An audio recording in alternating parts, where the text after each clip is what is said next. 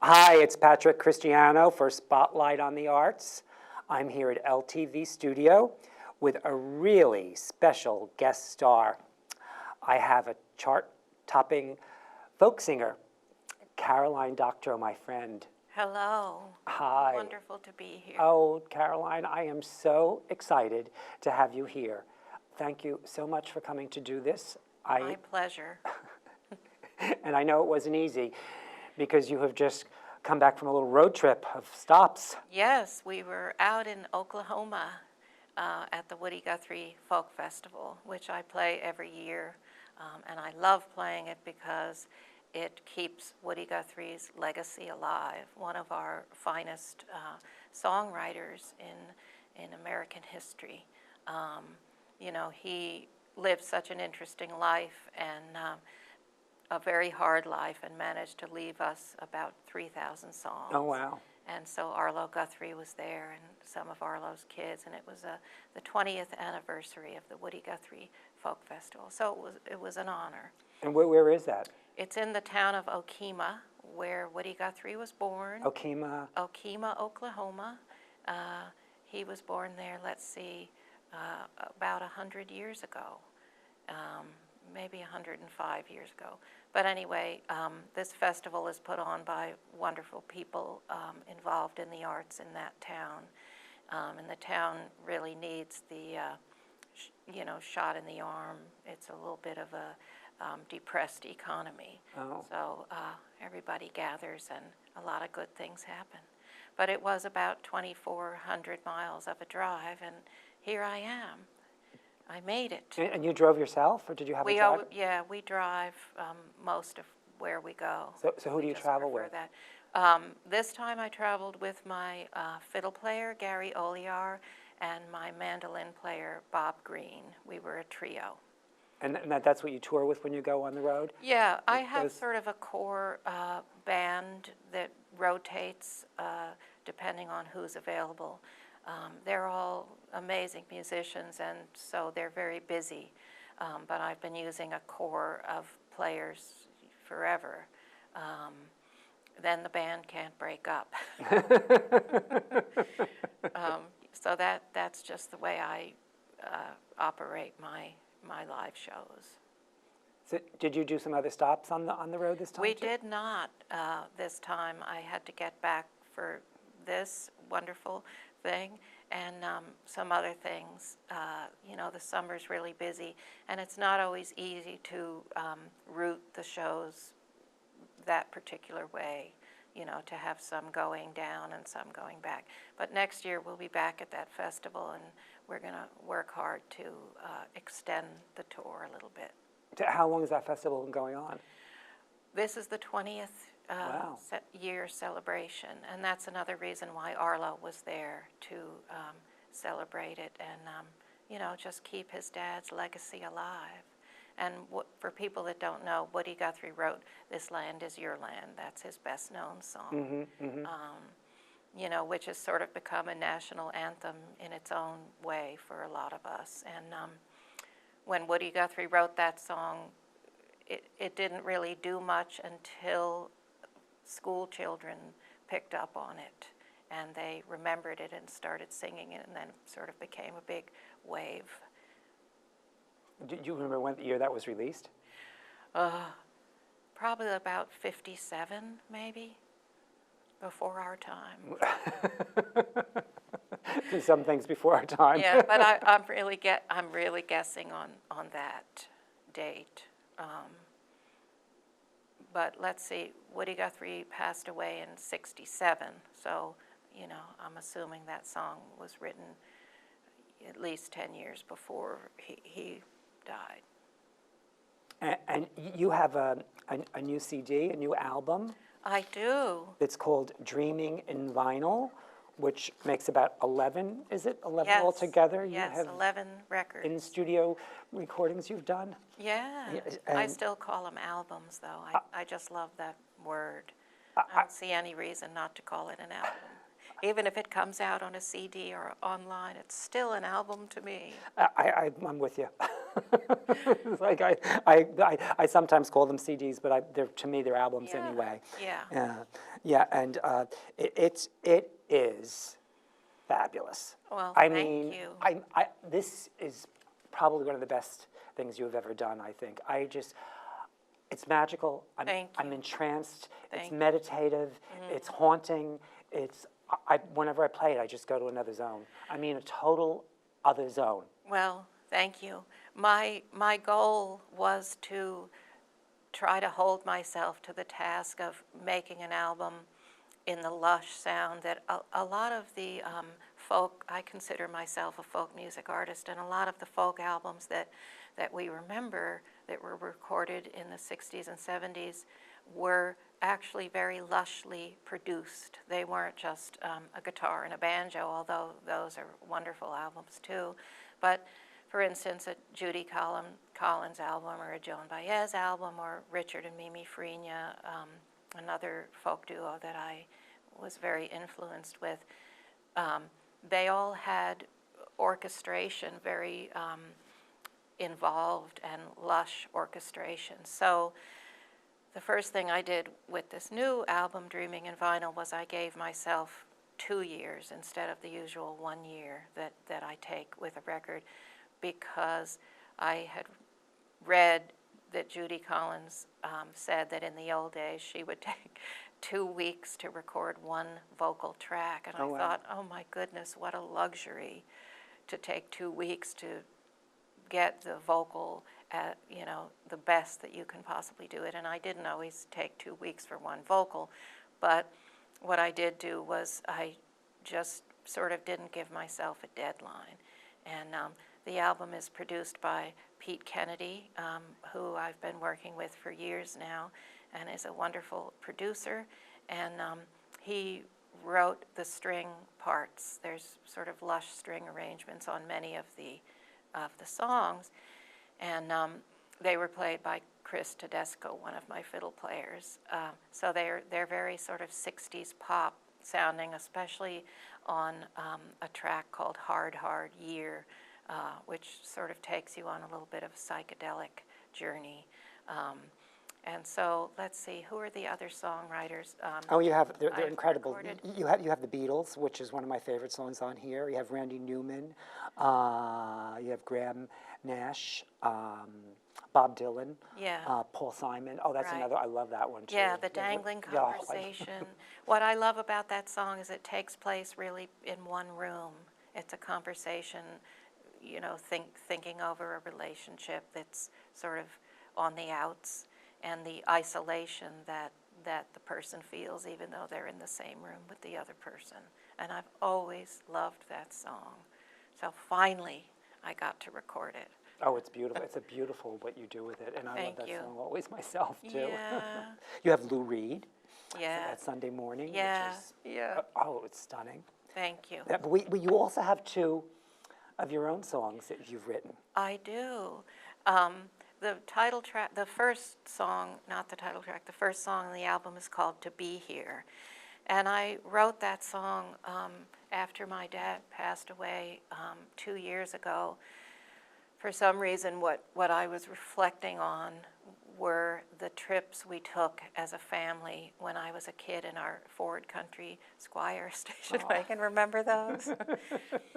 And what I thought about was how very much in the moment my parents were living. Oh, how lucky. And the trip that I best describe in the song, we drove from New Rochelle, New York, where I grew up, to Southern California, where my father had gotten a teaching job at the University of California.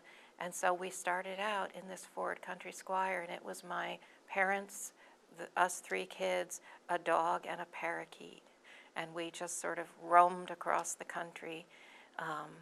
So that's what that song addresses, living in the moment and, traveling around and sort of feeling at home wherever you are. To Be Here, it's called. So when I listen to it, that's what happens for me. You bring me to the moment. and I mean, I get so grounded listening to this I'm album. glad. It's Yeah. phenomenal. Let's play this. To be here. To be here for the Great, audience. thank you. Can we do that one?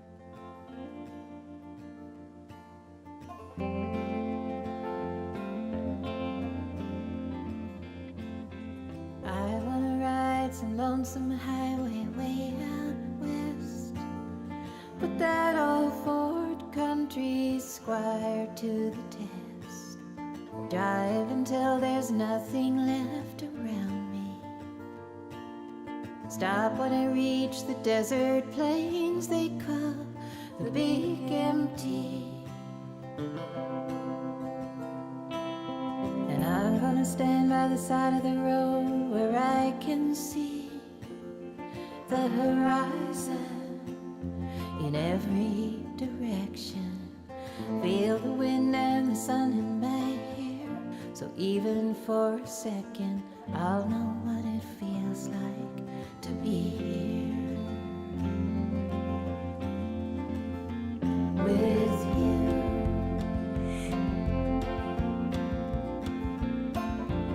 If we ride that highway south towards the Shenandoah, winding through the Blue Ridge hills onto the Carolinas, watch a pretty red-winged blackbird fly in a pale blue southern sky, I'll know what it feels like to be here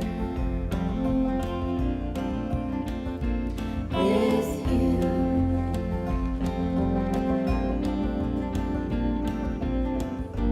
Time moves fast and it waits for no one, so I'm gonna live like someone left the gate open. Yesterday's gone, tomorrow never comes, and I wanna know what it feels like to be here with you.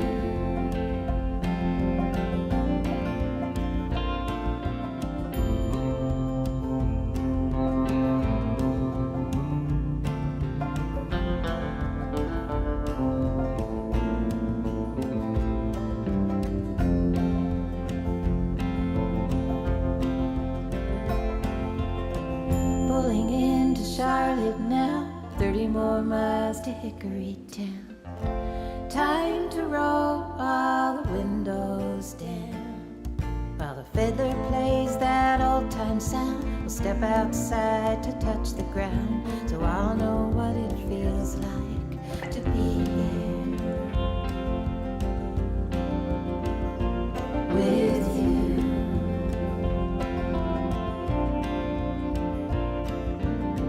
Heading home up the northeast coast, that's the place I love the most. Seaside bonfire down by the boats, sailing your sunfish around the cove, and that's how I'll remember your love, so I'll know what it feels like to be here. I'll know what it feels like to be here with you, with you, with you.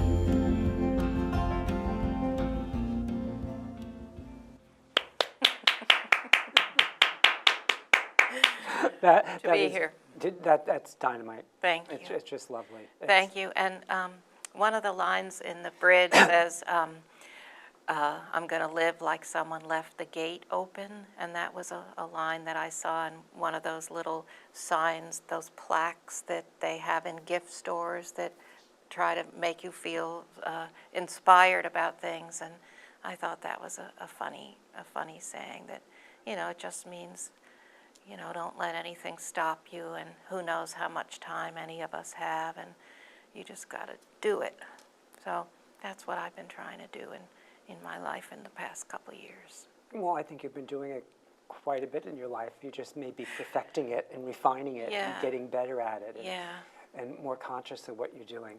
right. Um, Yeah, you know, trying not to overthink things and just sort of live the simple life of music. That's what I try to do, just live inside the music.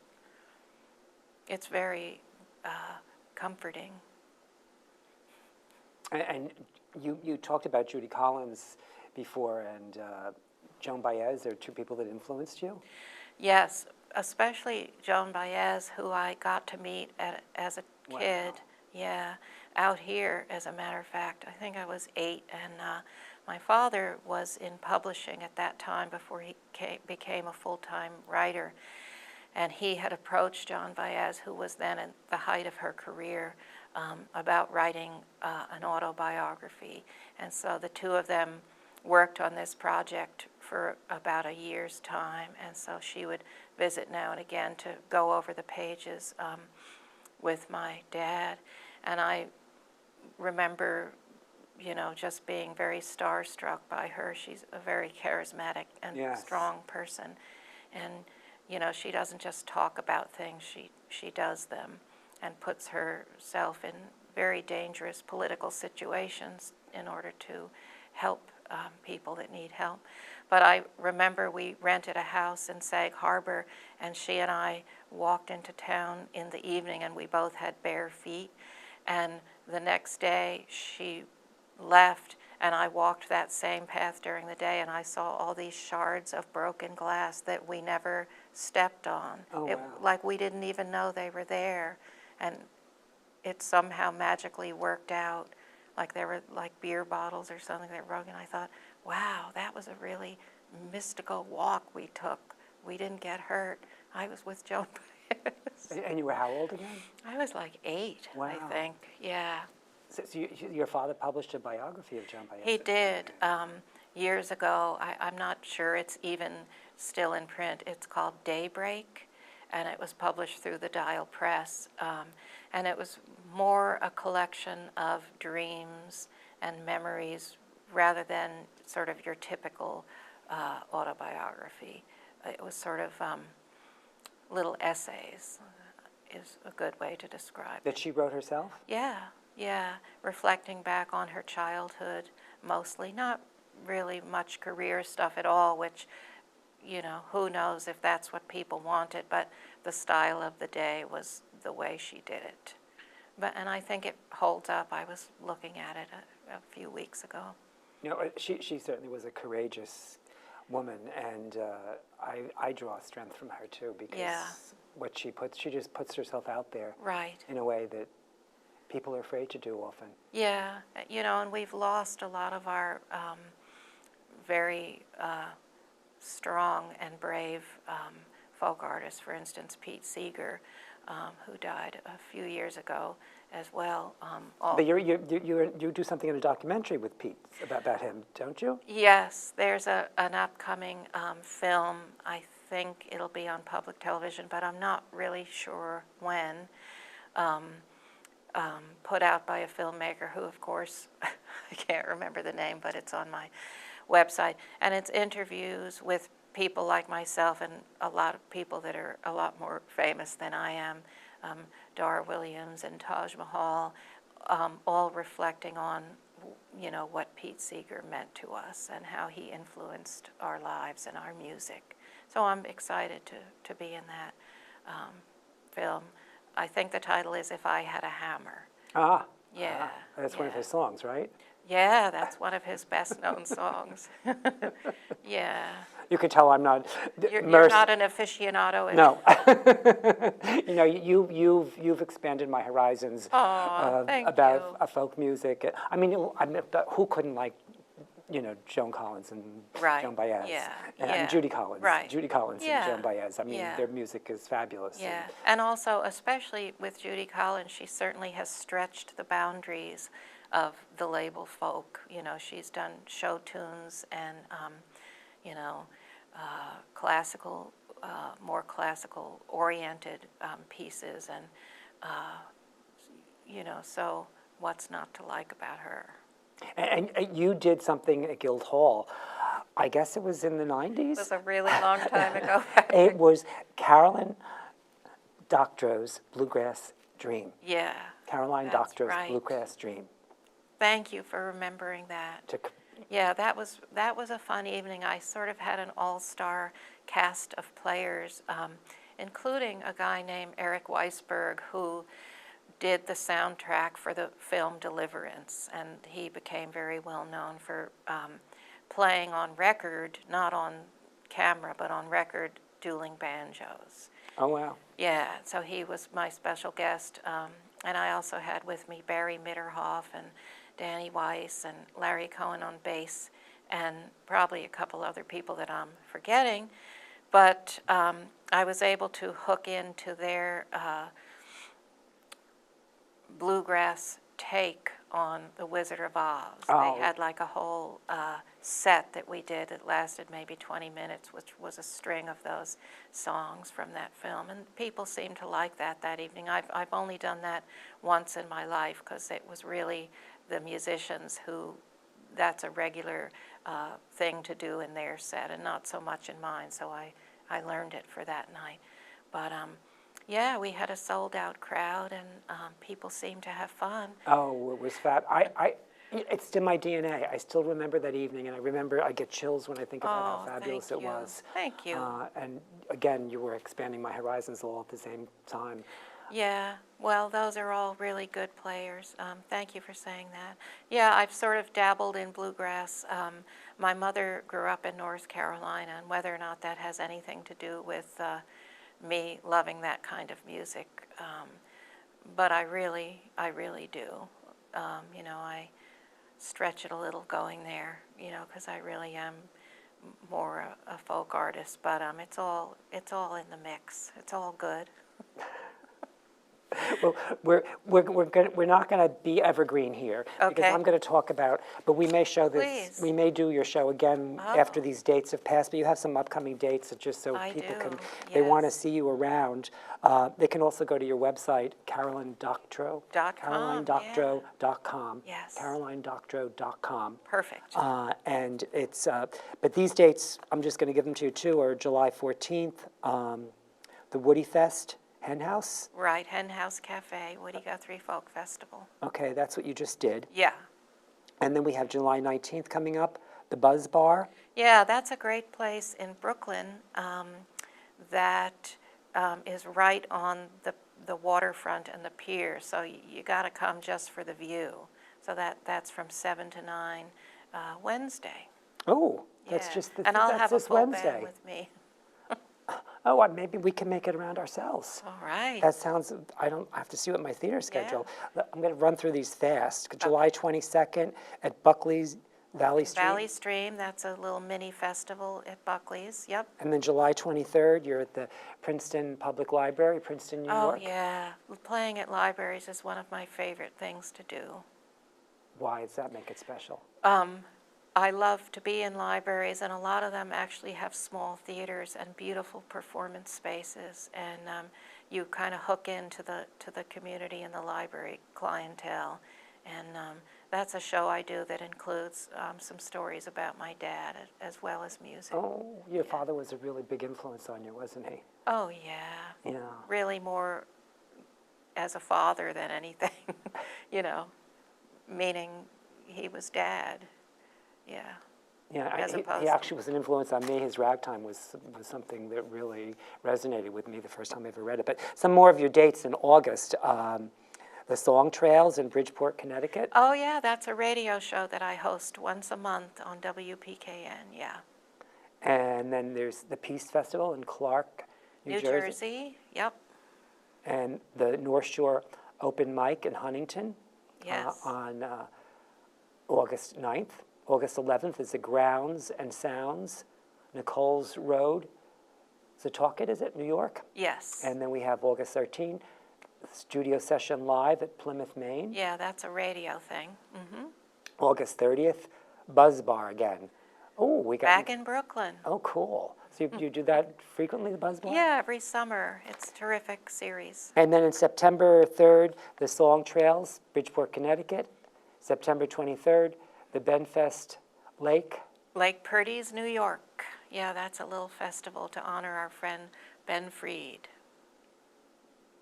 Ben Freed. Yeah, he was a banjo player. Cool. And then September 24th in Oh, Sag Harbor. That's right, the Sag Harbor American Music Festival. That's a terrific festival. So that your listenership and clientele can relate to that one because it's right here in town. And September 29th, the Big E Festival in West Springfield, Maine again. Yeah. Maine. So you can go to her website and find out where all her shows are if you haven't made any notes or anything, and see Caroline, because you have to see her in person.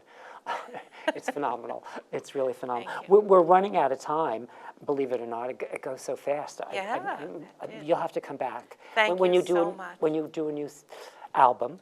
Okay. So give you some motivation, maybe. Definitely. Like you might need any. Thank you.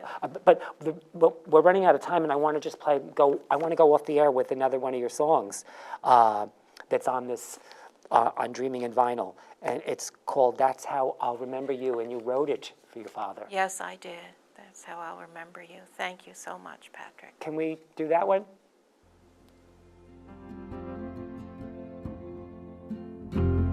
When the night wind blows cold and the white snow piles high,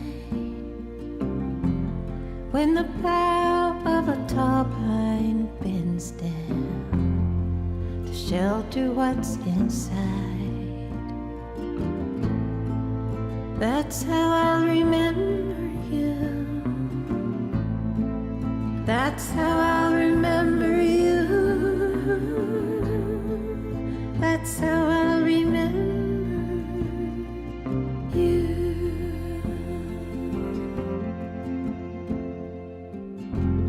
There's a tugboat on the stormy river where the white caps hit the shore.